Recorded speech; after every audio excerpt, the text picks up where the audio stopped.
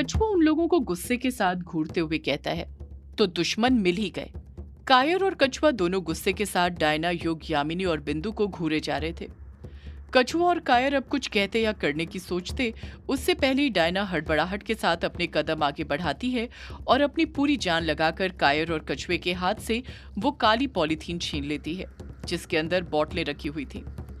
Diana ने इतनी ज्यादा ताकत लगाई थी वो पॉलीथीन छीनने में कि एक झटके में ही उसने वो पॉलीथीन कायर और कछुए के हाथ से छीन ली थी।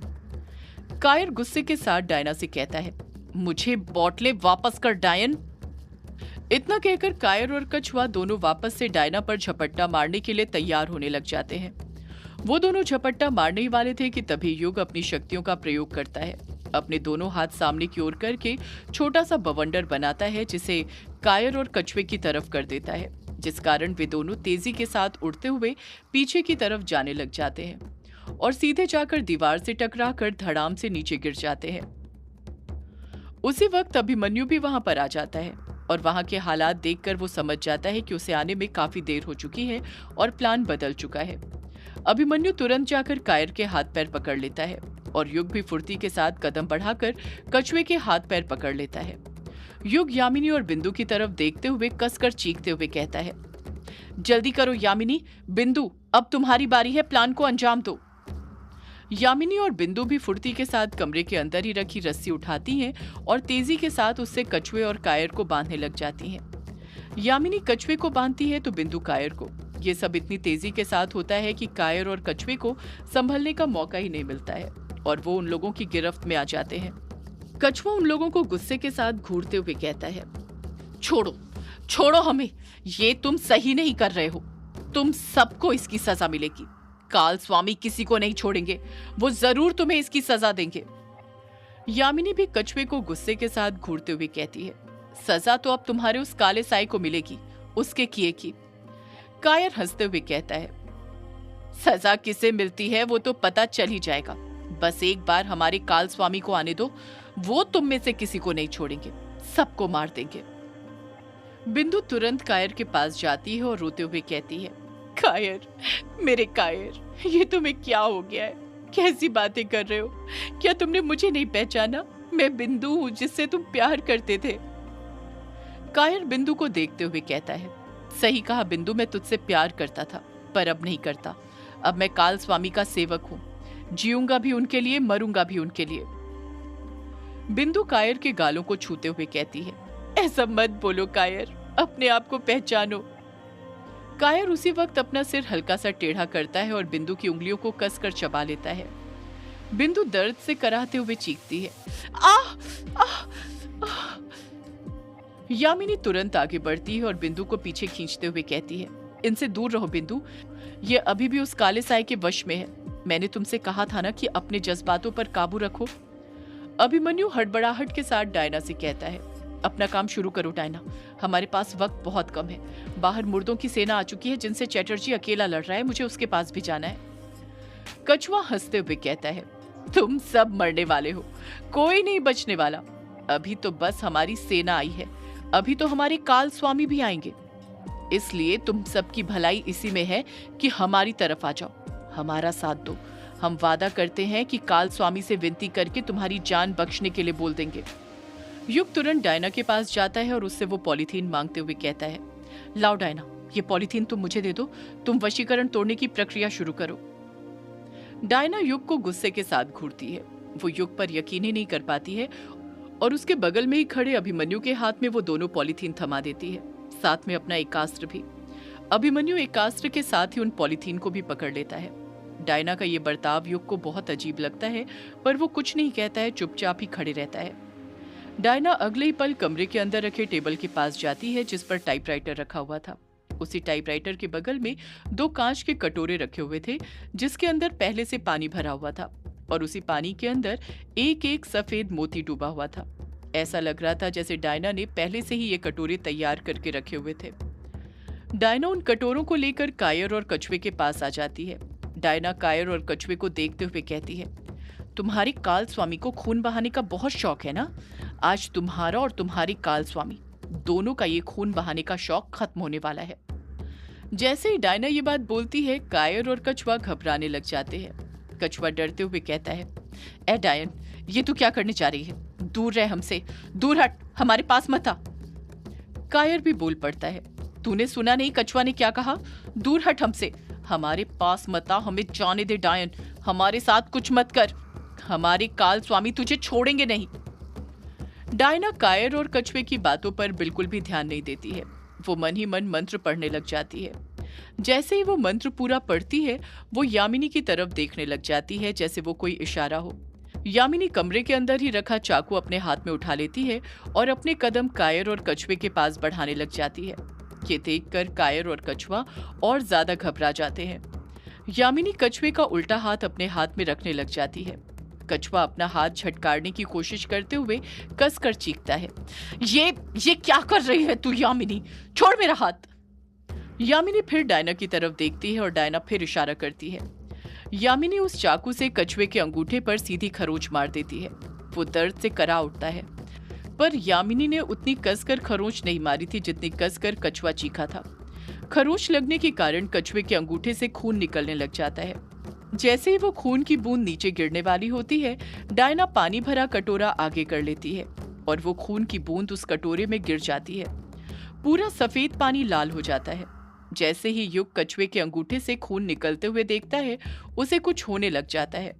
वो अपनी जीभ अपने होठों पर फेरने लग जाता है, जैसे खून की बूंद देखकर उसके मुंह में पानी आ रहा हो। उसके हाथ पर जो 5 निशान बने हुए थे वो भी हल्की सी पीली रोशनी के साथ चमकने लग जाते हैं। युग मन में सोचने लग जाता है, ये मुझे क्या हो रहा है? यहाँ पर तो कोई दैवीय मंत्र भी नहीं पढ़ रहा है, फिर ये मेरे हाथ के निशान फिर से चमकने कैसे लग गए? युग कछुए के खून पर से अपनी नजर हटाने की कोशिश करने लग जाता है, पर वो नजर हटा ही नहीं पा रहा था। यामिनी फिर डायना की तरफ देखती है और डायना उसे कायर की तरफ इशारा कर देती है। उस इशारे से यामिनी समझ जाती है कि डायना क्या कहना चाहती है। डायना कायर के साथ भी वही प्रोसेस करती है जो उसने कछुए के साथ किया था। कायर के खून की भी बूंद उस दूसरे कटोरे में डाल देती है। यामिनी ने इस बार खरोच कायर के अंगूठे पर मारी थी, पर दर्द से तड़पी बिंदु थी। वो कायर के दर्द को महसूस करने लग जाती है, पर वो जानती थी कि ये सब करना बहुत जरूरी है, इसलिए वो चुप ही रहती है। डायना और यामिनी को उनका काम करने देती है। उनके काम में बिल्कुल भी अड़चन पैदा नहीं करती है। डायना उन दोनों कटोरों को लेकर जमीन पर ही पालथी मारकर बैठ जाती है। कायर और कछुआ अपने आप को छुड़ाने के लिए झटपटाते रहते हैं। डायना मंत्र पढ़ते हुए कहती है, ओम ह्लीम श्रीम ह्लीम पीतांबरे तंत्र बाधाम नाशाय नाशाय नम। जैसे ही वो मंत्र पूरा पढ़ती है, कायर और कछुआ, जो कि कसकस कर चिल्लाते हुए झटपटा रहे थे, वो दोनों शांत हो जाते हैं। वो कुछ बोलते ही नहीं है। उनके चेहरे के एक्सप्रेशन बदल जाते हैं। वो दोनों नॉर्मल लगने लगते हैं, जैसे वशीकरण टूट गया हो। डायना एक कटोरे के अंदर अपना हाथ डालती है और उसके अंदर से वो सफेद मोती निकालने लग जाती है जो पहले से उसने डुबा कर रखा हुआ था। डायना जब उस सफेद मोती को बाहर निकालती है तो देखती है कि वो सफेद मोती अभी भी सफेद है, जरा सा भी लाल नहीं हुआ है, जबकि वो खून के पानी में ही इतनी देर से डूबा हुआ था। बिंदु हड़बड़ाहट के साथ कहती है, क्या हुआ डायना? टूट गया वशीकरण? तुमने उसे तोड़ दिया? डायना बिंदु के सवाल का कुछ जवाब नहीं देती है। वो दूसरे कटोरे में से भी सफेद मोती को बाहर निकालने लग जाती है। बिंदु से रहा नहीं जाता और वो फिर बोल पड़ती है, डायना तुम कुछ बोलती क्यों नहीं? बोलो, वशीकरण टूट गया ना? बिंदु, यामिनी और अभिमन्यु की निगाहें डायना पर टिकी हुई थी, पर युग की निगाहें डायना पर नहीं थी। उसकी निगाहें उन कटोरों की तरफ ही थी जिसमें खून भरा हुआ था। वो उन कटोरों को ही एकटक देखे जा रहा था। डायना किसी से कुछ बोल नहीं रही थी, बस दूसरे कटोरे में से सफेद मोती निकालने में लगी हुई थी। बिंदु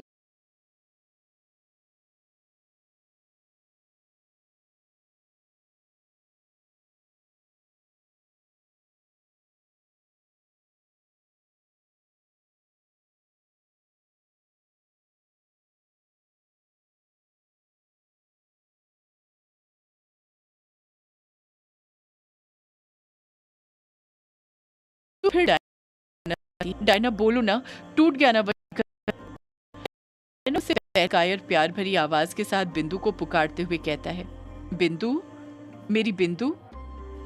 जब बिंदु कायर के मुंह से ये बात सुनती है तो उसका दिल भर आता है, क्योंकि जब कायर नॉर्मल था तो वो उसे इसी तरह पुकारता था। बिंदु तुरंत कायर के पास पहुंच जाती है। बिंदु और कायर दोनों की आंखें आंसुओं से भर जाती हैं। यामिनी और अभिमन्यु की निगाहें भी कायर पर चली जाती हैं। कायर रोते हुए बिंदु से कहता है, ये तुम लोगों ने मुझे बांध कर क्यों रखा है?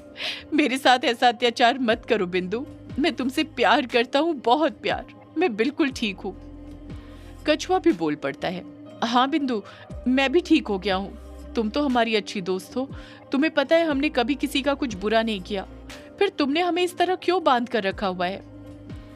कायर और कछुआ दोनों नॉर्मल लग रहे थे। कायर फिर रोते हुए बिंदु से कहता है, मेरी बिंदु, मेरे पास आओ, मेरे गले लग जाओ और मेरे सारे गम दूर कर दो। अब मेरा हाथ दुख रहा है। बिंदु, रस्सी खोलो, मुझे आजाद करो। बिंदु कायर को इस तरह दर्द से तड़पते हुए नहीं देख सकती थी, इसलिए अगले ही पल वो उसकी रस्सी खोलने लग जाती है।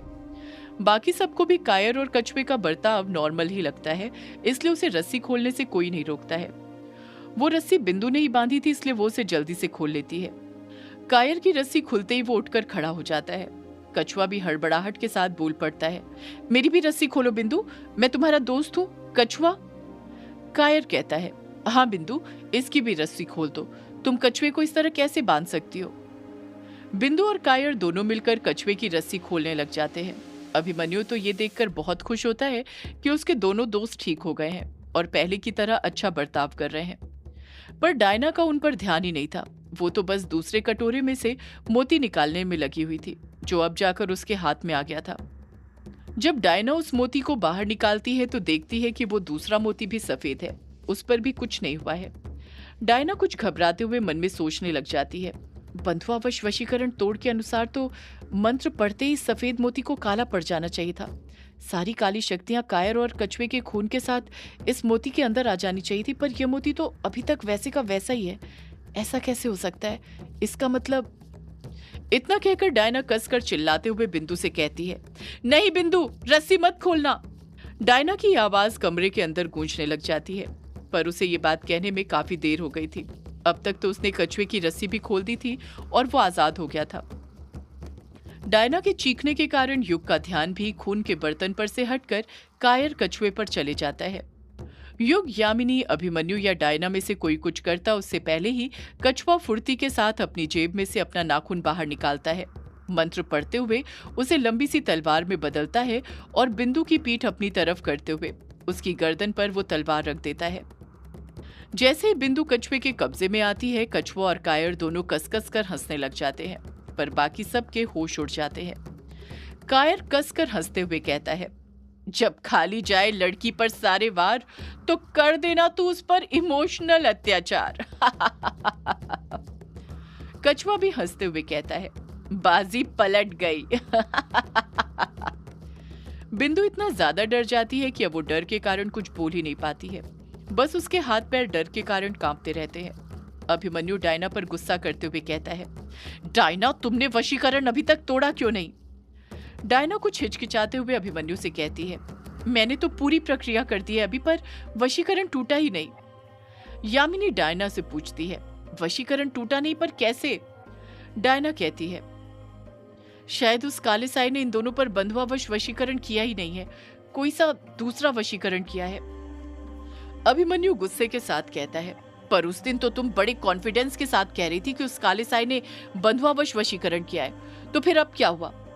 डायना चुप ही रहती है, पलटकर कुछ नहीं कह पाती है। अभिमन्यु फिर बोल पड़ता है, तुमने सब बर्बाद कर दिया डायना, मुझे तुम पर भरोसा करना ही नहीं चाहिए था। तुम्हारी एक गलती की वजह से सब बर्बाद हो जाएगा।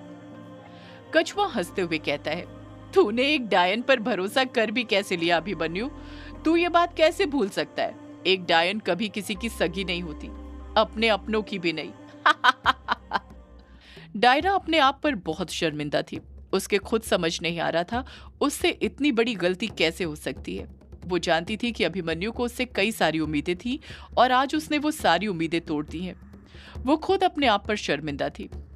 यामिनी चालाकी के साथ अपने कदम आगे बढ़ाने लग जाती है ताकि कछुए के पास पहुंचकर वो उस पर काबू पा ले, पर उसी वक्त कायर पर उसकी नजर पड़ जाती है। कायर गुस्से के साथ यामिनी से कहता है, नहीं यामिनी, कोई चालाकी नहीं, वरना मेरा प्यारा दोस्त तुम्हारी इस प्यारी सी सहेली बिंदु की गर्दन उड़ा देगा। तुम तो जानती हो ना, ये तलवार सौदाई के नाखून से बनी है। इससे बिंदु की सिर्फ गर्दन नहीं कटेगी, बल्कि एक वार से ही पूरा शरीर कीमे में बदल जाएगा। यामिनी नहीं चाहती थी कि बिंदु को कुछ हो, इसलिए वो वापस से अपना कदम पीछे खींच लेती है। कछुए की नजर कमरे में लगी पेंडुलम घड़ी की तरफ चली जाती है, जिसमें 12 बजने में बस 15 मिनट कम थे। कछुआ गुस्से के साथ कहता है, अब कोई भी चालाकी मत दिखाना वरना ये बिंदु गई। कछुआ अभिमन्यु की तरफ देखते हुए कहता है, अभिमन्यु, अब जल्दी से वो पॉलीथीन जो तूने अपने हाथ में पकड़ी है वो मेरे दोस्त कायर को दे दे। युग भी बोल पड़ता है, हाँ अभिमन्यु दे दे, मैं पहले ही अमोदिता और अपने पूरे परिवार को खो चुका हूं, अब किसी दोस्त को नहीं खो सकता। डायना मना करते हुए कहती है, नहीं अभी, वो पॉलीथीन मत देना वरना सब खत्म हो जाएगा। अभिमन्यु डायना को गुस्से में घूरते हुए कहता है, सब खत्म तो वैसे ही हो गया है डायना, तुम्हारी एक छोटी सी गलती की वजह से। अगर कालगढ़ बनना नियति में लिखा ही है तो अब उसे बनने से कोई नहीं रोक सकता, हम भी नहीं। सदियों से है पुरानी ये है यक्षिणी की कहानी। यक्षिणी एक आग है, यक्षिणी तेरा ख्वाब है।